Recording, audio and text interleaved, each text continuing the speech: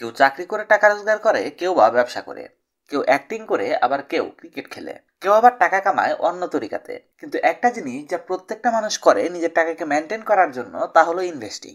প্রতিটা ব্যক্তির investing capacity আলাদা হয়, কিন্তু করে সবাই। কারণ ইনভেস্টিং এ রিস্ক ফ্যাক্টর থাকে, আর এখানে আপনি আপনার টাকাকে রিস্কে লাগান। তাই আপনার ইনভেস্টিং এর নলেজ থাকাটা জরুরি। এজন্য আজকে আমি আপনাদের সাথে 3টা সর্বকালের সেরা ইনভেস্টিং এর বইয়ের ব্যাপারে কথা বলবো, যে বইগুলো আপনার ইনভেস্টিং নলেজকে বুস্ট করতে অনেক বেশি সাহায্য করবে। Book number 1, the intelligent investor by Benjamin Graham.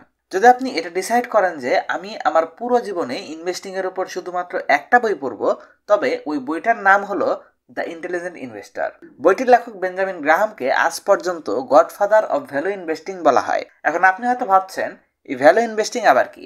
Value investing এর বিষয়টা সিম্পল। এটার নিয়ম হলো, আপনাকে একজন ইনভেস্টর হিসাবে যে কোনো জিনিসে ইনভেস্ট করার পূর্বে তার অ্যাকচুয়াল ভ্যালু জেনে নিতে হবে। মনে রাখবেন, অ্যাকচুয়াল ভ্যালু এবং মার্কেট ভ্যালু দুইটা আলাদা জিনিস। উদাহরণ হিসাবে ধরেন, একটা প্রপার্টির অ্যাকচুয়াল ভ্যালু হচ্ছে 10 লাখ টাকা, আর মার্কেটে ডিমান্ড এবং হাইপের কারণে এর প্রাইস বৃদ্ধি পেয়ে 12 লাখ রয়েছে, কিংবা এর উল্টোটাও হতে পারে। কোনো কারণে মার্কেটে এর ভ্যালু হয়ে রয়েছে 8 লাখ। আপনার অ্যাজ এ ইন্টেলিজেন্ট ইনভেস্টর এটা জানা থাকা উচিত এই জিনিসটার অ্যাকচুয়াল ভ্যালু 10 লাখ, আর কোনো কারণে মার্কেটে এর ভ্যালু কিছুটা বেশি বা কিছুটা কম রয়েছে, আর এটার ভিত্তিতেই আপনার ইনভেস্ট করতে হবে। যদি কোনো জিনিসের মার্কেট ভ্যালু তার অ্যাকচুয়াল ভ্যালুর থেকে অনেক বেশি হয়, তবে আপনার সেই জিনিসে ইনভেস্ট করা উচিত না, কারণ এর দাম যে কোনো সময় পড়তে পারে। কিন্তু যদি কোনো জিনিসের অ্যাকচুয়াল ভ্যালু তার মার্কেট ভ্যালুর থেকে বেশি হয়, তবে আপনার এমন অপশনে ইনভেস্ট করা উচিত।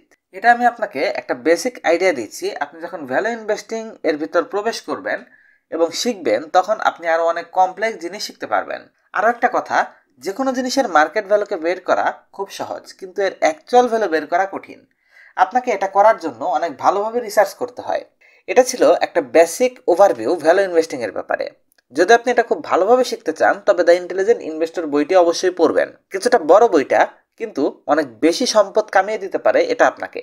বর্তমান দুনিয়ার সবচেয়ে সফল ইনভেস্টর ওয়ারেন বাফেট এই বইটিকে তার ইনভেস্টিং ক্যারিয়ারের বাইবেল বলে মনে করেন।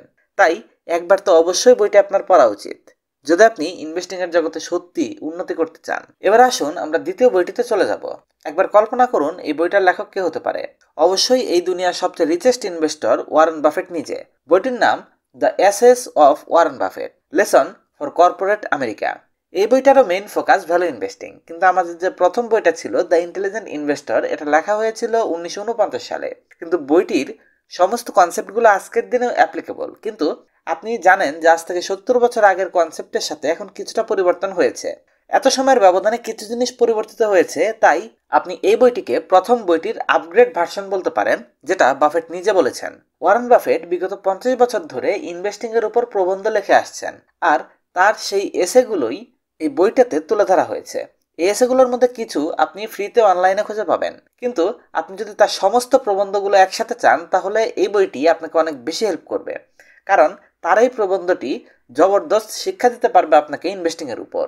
ফাইনালি আমরা শেষ বইটি সম্পর্কে কথা বলবো, the little book of common sense investing.